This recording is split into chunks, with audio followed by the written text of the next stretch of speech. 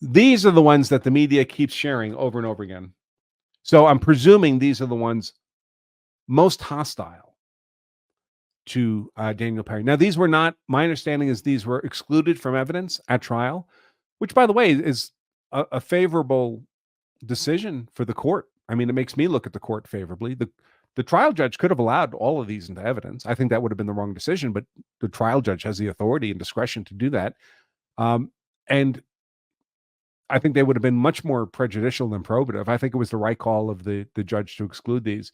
But let's look at these for the legitimacy of how the left is presenting them.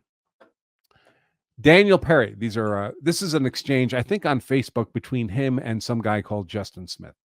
Daniel Perry, I might have to kill a few people on my way to work. They are rioting outside my apartment complex. Can you legally do so? Daniel Perry, if they attack me or try to pull me out of my car, then yes. If I just do it because I'm driving by, then no. This kind of exchange is being presented by the left as Daniel Perry evincing an intent to murder a protester. Is that what's actually being said here? Or is what's being described here by Daniel Perry a completely lawful use of defensive force? If you're in your car and people are attacking you, trying to pull you out of your car, could that reasonably give rise to a justification for the use of deadly defensive force, especially in a rioting situation where there's an enormous disparity of numbers and they're breaching your vehicle under Texas law and the law of most other states? Absolutely. What Daniel Perry is actually saying here, in any objective sense, is I'm prepared to lawfully use deadly defensive force if I have to defend my life. That's not evidence of criminal intent. That's evidence of lawful intent. Daniel Perry, this one's quoted all the time. Justin Smith says, make sure to use only one shot on the protesters, so if they try to flood you, you got enough rounds for them all.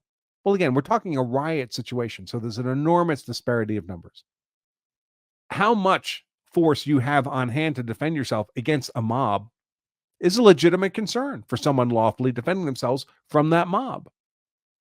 Daniel Perry says, I will only shoot the ones in front and push the pedal to the metal. What's that mean?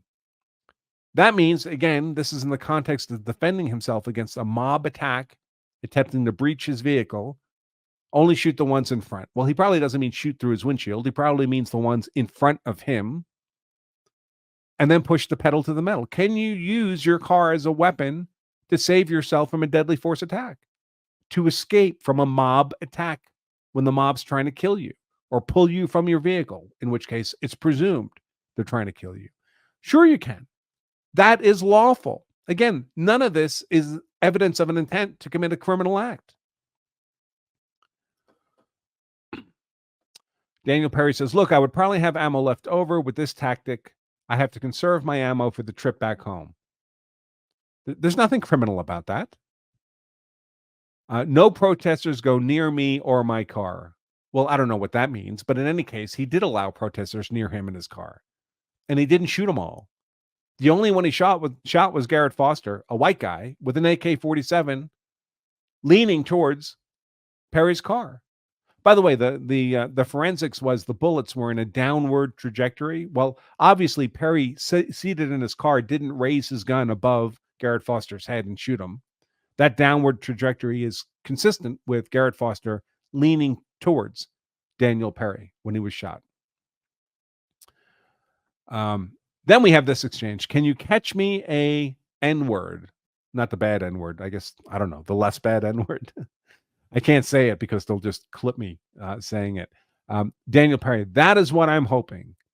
Now, I mean, this is this racially derogatory language. Okay. Is that a crime?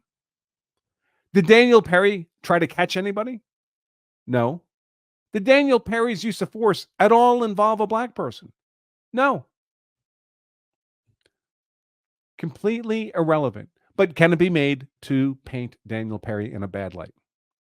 Sure, that's exactly what they're using all these text messages for.